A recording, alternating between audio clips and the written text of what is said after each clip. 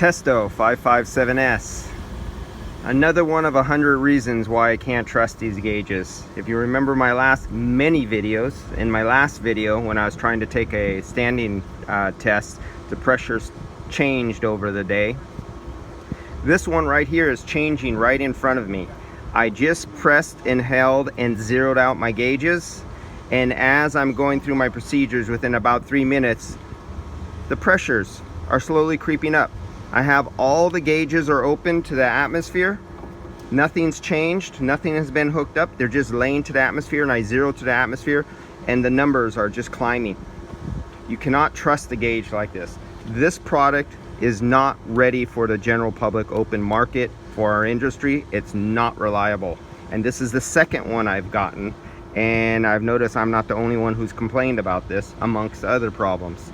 So, product not ready for the market.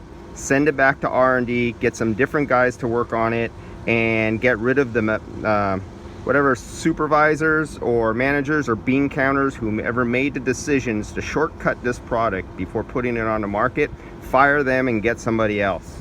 Testo makes some great products, but whoever's in charge of this product, somebody I guess had their arm forced behind their back and was forced to put this product on the market before it was finished. That's all I have to say. And that's not in my opinion, that's a fact, Jack, because here's the evidence right in front of you.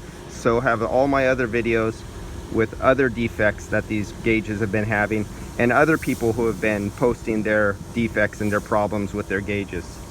Not ready to bring to market.